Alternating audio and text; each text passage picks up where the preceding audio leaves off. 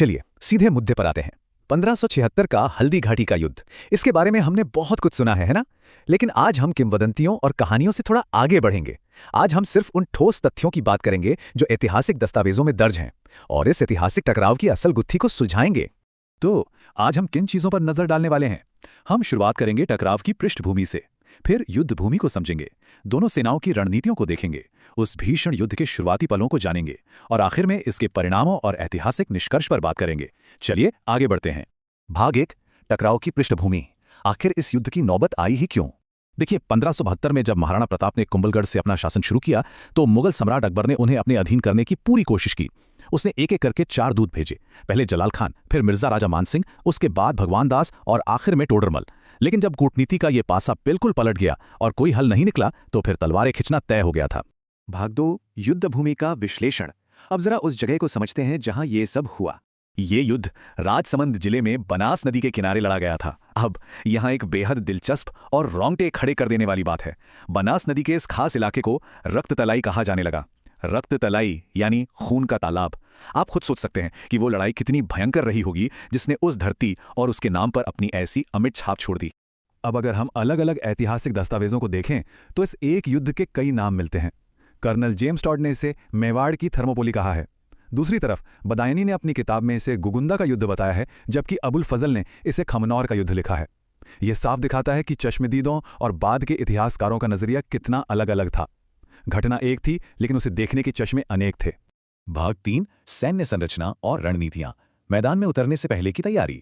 युद्ध के मैदान में एक भी तलवार चलने से पहले दोनों खेमों में रणनीतियों का एक जबरदस्त खेल चल रहा था। दोनों के लक्ष्य बिल्कुल अलग थे। अजमेर के किले में बैठे अकबर का सीधा सा प्लान था महाराणा प्रताप को जिंदा पकड़ना। वहीं दूसरी ओर कुंभलगढ़ दुर्ग में महाराणा प्रताप का लक्ष्य एकदम स्पष्ट था, मुगलों को मेवाड़ की पवित्र धरती से किसी भी कीमत पर खदेड़ना। अब जरा सेनाओं की गिनती पर गौर करते हैं। प्रसिद्ध कवि और इतिहासकार कविराज श्यामल दास के ग्रंथ वीर विनोद की माने तो दोनों सेनाओं का अनुपात 4 और 1 का था। मतलब मुगलों के पास करीब 3,20,000 सैनिक थे, जबकि मेवाड़ी सेना में सिर्फ 80,000 सैनिक थे। ये आंकड़े साफ बताते हैं कि मेवाड़ी सेना संख्या में कितनी कम थी, लेकिन उनका हौसला वो किसी भी बड़ी से बड़ी सेना पर भारी था। अब उस जमाने के युद्ध के तरीके को समझने के लिए हमें 2 शब्दों को जानना होगा। पहला है हरावल, यानी सेना की वो टुकड़ी जो सबसे आगे मोर्चे पर रहती है, और दूसरा है चंदावल, जो सेना का वो हिस्सा होता है जो बैकअप या सुरक्षा के लिए सबसे पीछे तैनात रहता है। ये दोनों फॉर्मेशंस किसी भी युद्ध की दिशा तय करने में बहुत अहम होते हैं। तो इन्हीं संरचनाओं के आधार पर दोनों तरफ की कमान बांटी गई। मुगल सेना के हरावल यानी आगे के मोर्चे का नेतृत्व मिर्जा राजा मानसिंह कर रहे थे, जबकि मेवाड़ी सेना के हरावल की कमान हकीम खां सूर के हाथों में थी। अगर पीछे यानी चंदावल की बात करें तो वहां क्रमशः आसफ खां और भील सेनापति पुंजाजीत डटे थे, और इन सब के बीच मध्य भाग में खुद महाराणा प्रताप अपनी पूरी ताकत के साथ मौजूद थे। भाग 4, भीषण युद्ध का आरंभ। चलिए देखते हैं कि 18 जून 1576 को क्या हुआ था। 18 जून की सुबह सूरज निकलते ही दोनों विशाल सेनाएं एक दूसरे से टकरा गईं। इस युद्ध का सबसे रोमांचक पल वो था जब महाराणा प्रताप अपने फुर्तीले और महान घोड़े चेतक पर सवार होकर सीधे विपक्षी सेनापति मानसिंह की तरफ बढ़े। मानसिंह उस वक्त अपने विशाल हाथी मर्दाना पर सवार थे। ये आमने सामने की टक्कर बिल्कुल रोंगटे खड़े कर देने वाली थी। सुबह करीब 8 बजे युद्ध का शंखनाद हुआ था और दोपहर होते होते प्रताप ने मानसिंह पर सीधा धावा बोल दिया। जरा उस दृश्य की कल्पना कीजिए। चेतक ने अपने अगले खुर उस विशाल हाथी की सूंड पर टिका दिए। उसी पल प्रताप ने अपना भाला पूरी ताकत से फेंका, लेकिन मानसिंह अपने होदे में छिप गए और बाल बाल बच गए। लेकिन तभी एक बहुत ही दुखद घटना हुई। हाथी की सूंड में बंधी तलवार से चेतक का एक पैर बुरी तरह कट गया। इस एक पल ने पूरे युद्ध का रुख ही मोड़कर रख दिया। चेतक के घायल होने के बाद मुगल सेना ने महाराणा प्रताप को चारों तरफ से घेर लिया, और यहीं पर हमें एक ऐसा सर्वोच्च बलिदान देखने को मिलता है जिसकी मिसाल कम ही मिलती है। झालाबीदा ने तुरंत महाराणा प्रताप का राजमुकुट खुद पहन लिया ताकि दुश्मनों को लगे कि वही महाराणा है। इस प्रयास में झालाबीदा और रामरख पवार जैसे वीर लड़ते हुए शहीद हो गए, लेकिन उनकी इस कूटनीति ने महाराणा प्रताप को सुरक्षित पीछे हटने का मौका दे दिया और युद्ध के मैदान का पूरा समीकरण ही बदल गया। भाग 5, परिणाम और स्थायी विरासत। युद्ध भूमि की धूल बैठने के बाद क्या हुआ? युद्ध भूमि पर भले ही थोड़ा ठहराव आ गया हो, लेकिन महाराणा प्रताप का वहां से सुरक्षित निकलना असल में एक लंबे संघर्ष की शुरुआत थी। उनका यह सफर बेहद दर्दनाक रहा। हल्दी घाटी के मैदान से निकलकर बलीचा गांव के पास एक नाला पार करते वक्त उनके स्वामी भक्त चेतक ने हमेशा के लिए अपनी आंखें मूंद ली। इसके बाद महाराणा प्रताप कोलियारी गांव पहुंचे, जहां उनके घावों का इलाज हुआ, और फिर आखिरकार वे कुंभलगढ़ दुर्ग सुरक्षित पहुंच गए। इसके बाद मुगलों ने गोगुंदा पर तो कब्जा कर लिया, लेकिन कुंभलगढ़ पर उनके कई हमले पूरी तरह नाकाम रहे।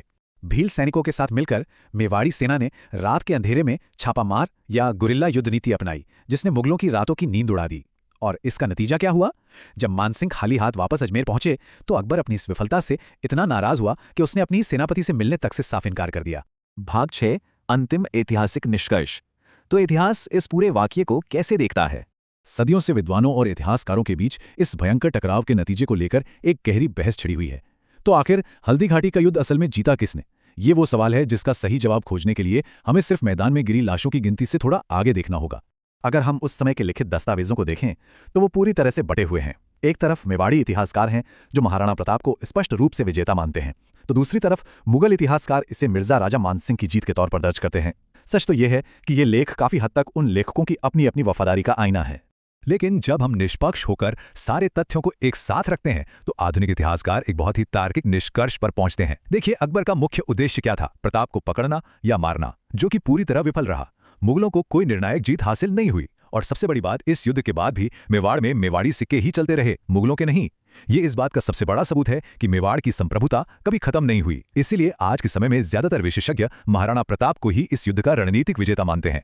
कुल मिलाके हल्दी घाटी का युद्ध सिर्फ किसी मुगल आक्रमण की कहानी नहीं है। ये मेवाड़ की संप्रभुता और कभी हार न मानने वाले जज्बे का एक बहुत बड़ा प्रतीक है। बनास नदी के किनारे हुए इस महासंग्राम ने दुनिया को यह साबित कर दिया कि सिर्फ भारी संख्या बल के दम पर आप किसी के अटूट हौसले और आज़ादी की भावना को नहीं कुचल सकते। तो इस पूरे विश्लेषण के बाद हमें एक बात पर विचार जरूर करना चाहिए। अगर जीत का पैमाना सिर्फ जमीन हथियाना नहीं बल्कि अपने प्रतिरोध और आज़ादी को बचाए रखना है, तो क्या हल्दी घाटी का युद्ध जीत के मायने ही नहीं बदल देता? इतिहास के इन पन्नों पर थोड़ा विचार कीजिएगा। आज के हमारे सफर में शामिल होने के लिए बहुत बहुत धन्यवाद।